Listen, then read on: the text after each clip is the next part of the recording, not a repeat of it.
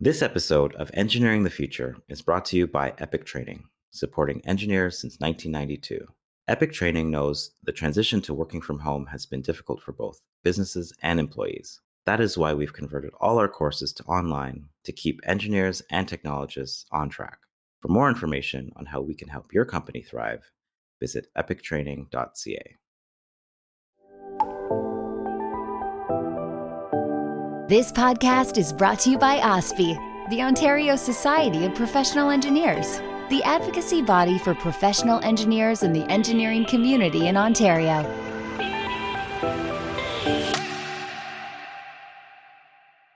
Welcome to Engineering the Future, a podcast presented to you by the Ontario Society of Professional Engineers. I am your host, Jerome James. Today I'm joined by Karla Avis-Birch, engineering graduate and Chief Planning Officer at Metrolinx. Karla guides the planning and benefits of the regional transportation network and supports evidence-based decision-making in the delivery of transit projects. She is deeply passionate about forging end-to-end transit solutions from vision to reality, region-wide, for decades to come. Karla, welcome to the podcast. Can you tell us a little bit more about your role as Chief Planning Officer at Metrolinx? What does this entail? Thank you, Jerome. And thank you for having me here on the podcast tonight. So my role at Metrolinx, as you mentioned, as Chief Planning Officer, is working in three different segments, but really delivering on transit solutions across the region. Planning, really looking at service planning, stations planning. How do we look at the commuter patterns that's happening across the region, and how do we feed that information on what riders need, what communities need in terms of transit. As it relates to design specifically, we relate that into what are the customer experience needs, how are we building for accessibility, sustainability, station access, first mile, last mile, which actually means how do we get people from their homes to the stations, not always in their cars. How do we build those strategies? And lastly, we have the sponsorship office. The sponsorship office is new to North America, but in general, it's not a typical sponsor in terms of what a financial or kind of a mentor kind of a way. This sponsor is really a person who is a fixer, who really understands the issues of the projects, who is following the project through the entire life cycle from the beginning to the end in delivery, and really helping all of those delivery teams, whether it be construction delivery or planning delivery, business cases, environmental assessments, property, stakeholder management, helping all those moving parts as an ecosystem in being able to make sure that all the decisions that we make throughout the life cycle of the project benefit the overall outcome as intended. So that's in a nutshell my role at Metrolinx right now. Wow, excellent. Could you elaborate on maybe a project that you're currently working on? How has it been impacted by the current pandemic? Well, I would say that I'm part of a team of people that are working on multiple projects, right? And so ultimately we have a network and a portfolio of work that's happening in order to deliver more transit solutions across the region, whether where I am in Ajax, kind of Bowmanville and Oshawa and Whitby and all those kinds of services, going all the way out to, our Niagara services, going north into places like Lincolnville and beyond, right? So we are right now embarking on a multi-generational, multi-billion-dollar transformational addition of transit infrastructure and transit services over the next few years. And so there are projects that may be familiar to people, like we say the GO expansion. So that's bringing 15-minute bi-directional electrified service across the region on multiple corridors that we actually have right now. You may hear things like a Bloomington new station service that has just been added to the Richmond Hill corridor line, where we've extended out that service, right? You may hear about works that we're working on transit-oriented communities. So all these things are really planning for the future, planning for and understanding where people need to live, work, play, and how transit plays a very crucial role in building that, serving that need, and really at the end of the day, building a vital part of the economy that we're building right now. Right. COVID has affected us all, right? COVID has affected us all. And Absolutely. we are still learning, and we're still trying to figure out what the future will look like post COVID. We've all been hit in a way with the pandemic that that needs us to adjust, and we need to figure out for ourselves what that means. And we are doing that every day. So even though we've been live and operating and really delivering for the needs of transit users across the region throughout the whole time, we're also monitoring how people are coming back to the system. And they may not be coming back in the same way that they were before we left. And we continue to monitor that and try to adapt and respond and listen to what are the needs are in that changing dynamic. Very interesting. I want to ask you about something that you mentioned earlier around that last mile transportation, either from the main transit hub to your destination or from it to your home.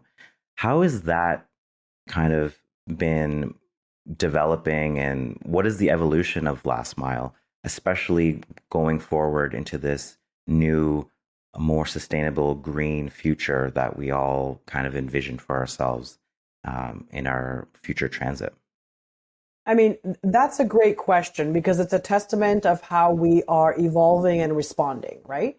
I would say that, we're building this network effect. And in the network effect, it means not only the trains and buses and different services that we're directly providing, but more importantly, ultimately, it's about the connections we're also making. So to your point around that last mile and how we using innovation, how we're using technology, how we're using partnerships with our municipalities or municipal service providers to really make that happen. Right now at our Whitby GO station and our Rouge Hill GO station, there is a pilot happening right now around autonomous vehicles.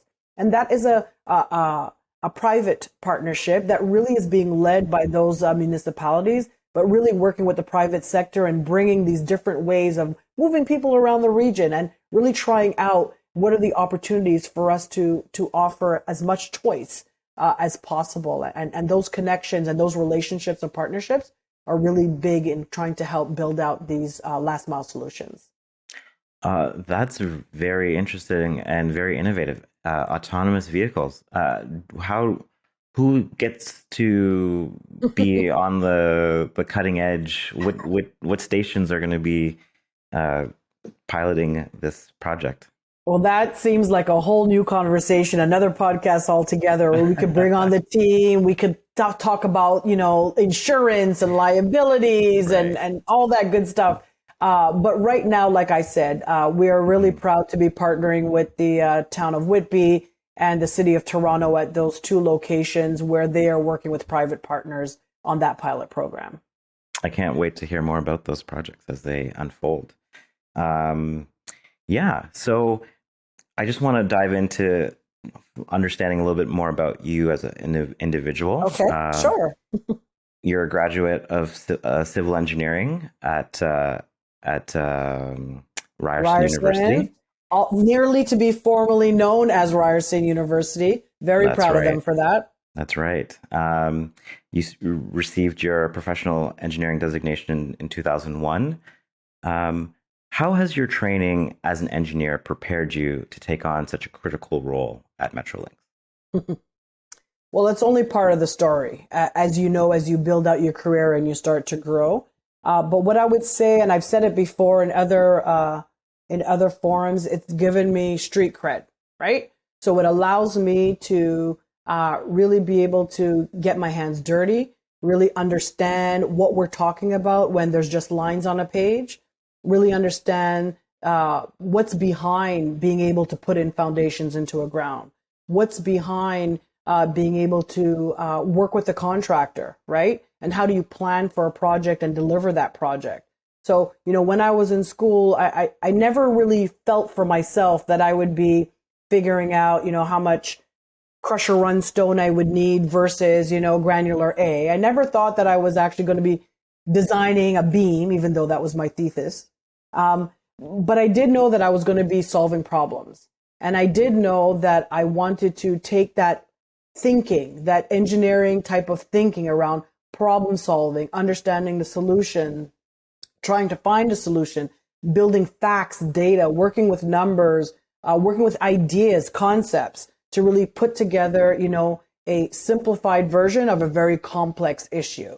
And I would say that, all the classes that I took building out at Ryerson to get my engineering degree, and even some of the work that I had to do to get my my professional engineering designation at the time, because you had to do contract law, you had to do some other things, really allowed me to kind of build out some visibility to how you actually get something done. Right. And I would say that at the end of the day, being able to deliver on results is one of the biggest values that I kind of took out of my education. We hope you're enjoying this episode so far. At OSPI, we're here for you, making sure government, media, and the public are listening to the voice of engineers. You can learn more at ospi.on.ca. I just want to move into a little question. I would be remiss if I mentioned 2001 and didn't bring up September 11th, 2001. That day we saw a lot of things that we weren't necessarily prepared for, and we had to think on our feet. And there was air traffic diversions and plan Bs and Cs being implemented. How do you think that experience affected planning from a transit perspective moving forward in the case of, X, Y, and Z happening in the future? Yeah. Listen, September 11th hit the world in a way that we are today taking for granted. Taking off your shoes at the airport is something that we didn't do before, and now you plan for it. You probably wear different shoes when you go just because of it, right? Mm-hmm. I think that it made the world a little bit smaller, right? We kind of connected in a way with everybody around the world. Everybody gravitated to the US. We even had, I remember at that time I was in construction. I was working for a developer. And I was standing in a building and we were talking about something coming to the CN Tower. So as it relates to kind of how we move in the world and even how we bring that to our professional life and in transit as well, it's around, you're never going to have all the answers on day one, but you have to be able to be flexible and agile and really open to how things are going to be changing underneath your feet. And you're going to have to be able to react the best way you can. Even in the most tragic of circumstances, you have to make split-second decisions and live with the consequences. And those consequences may prove to be good or may prove to be bad. And that's okay, right? The journey is really what matters here, and how you're able to just switch gears and pivot and not be bogged down by finger pointing or blame. It's really around recognizing where you are now and what you need to do to get to the next place. Absolutely. And from your perspective, why do you think it's important to have engineers around the table to make those critical decisions moving forward with regards to strategic planning or the future of transit in Ontario? You can't make a decision without having all the information. And as important as it is to have engineers at the table, you need to have planners at the table. You need to have economists at the table. You need to have visionaries at the table. You need to have construction builders at the tables. You need to have operators at the table. So the message for me here is you need everybody at the table. And I mean, I hate to do a plug for diversity and inclusion, but that is the benefit of, diversity in thought, really having a very inclusive environment that you're listening to all those voices.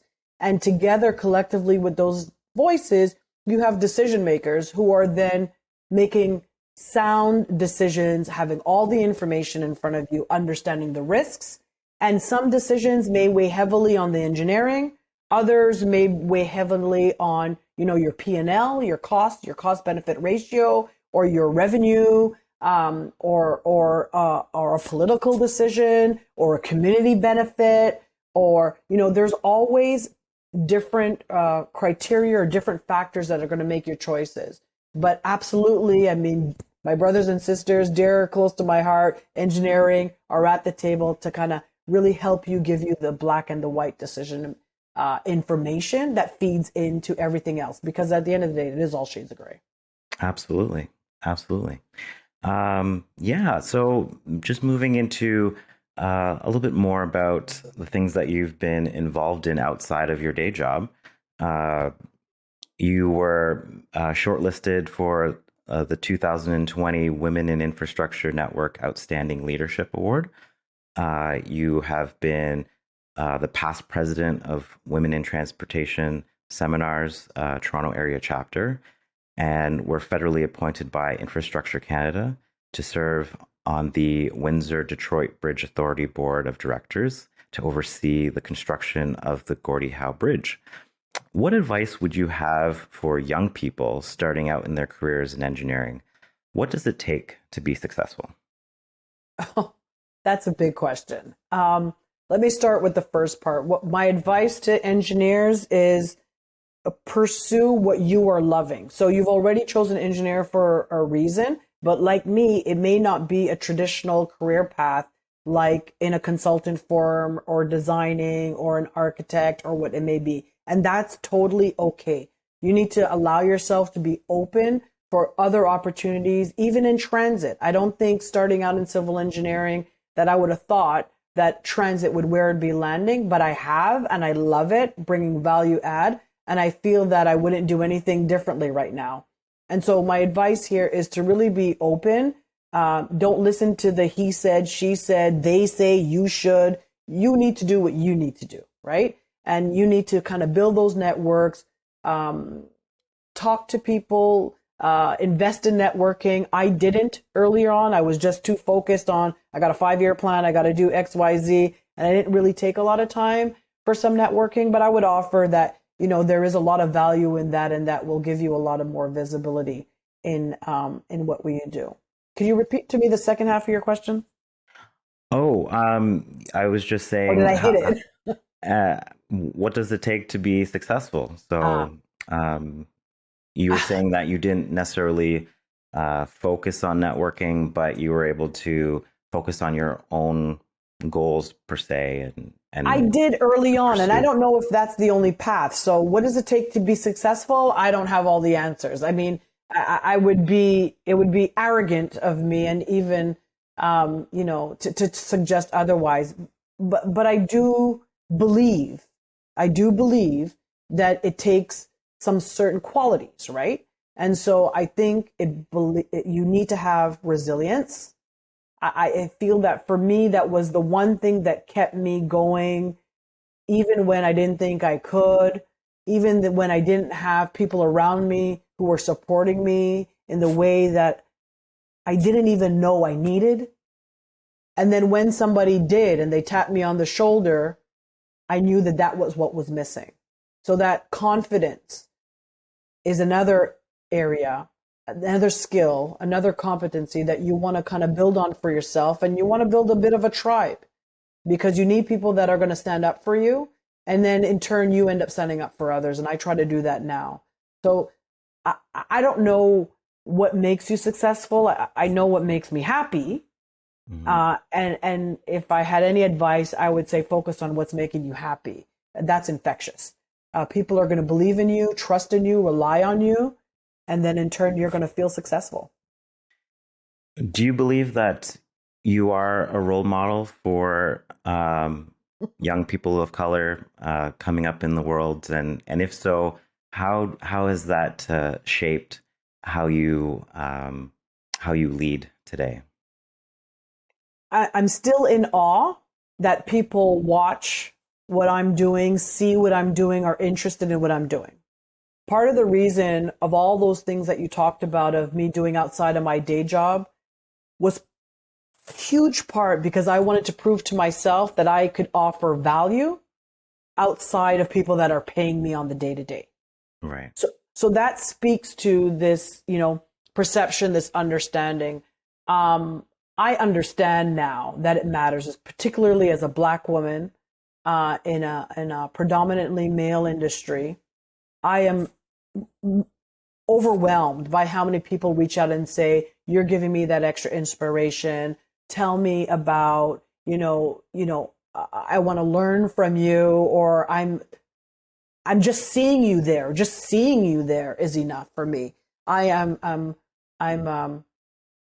clear-eyed that is important. I am clear-eyed that is important. Didn't set out for it to be that way, but I for sure am leaning into that and will do and try to do whatever I can to help represent all of us in the best way and start to open doors where they may have not been before, and be the same shoulders that people could stand on for me that I am standing on of others. Well, thank you so much for sharing a little bit about your personal story and your journey, as well as the very interesting, insightful goings-ons at Metrolinx right now. It was really great to talk to you today. Thank you, Jerome, and thank you to the OPSC for even having these podcasts. I think that it is hugely, hugely beneficial to everybody out there and to learn just a little bit about engineering, a little bit more, STEM industry all the way. I'm happy that you were able to join us. We've been speaking with Karla Avis-Birch, an engineering graduate and chief planning officer at Metrolinx. I am your host, Jerome James, and you've been listening to another episode of Engineering the Future. From all of us at OSPI, the Ontario Society of Professional Engineers, thanks for listening. Please be sure to subscribe so you don't miss an episode.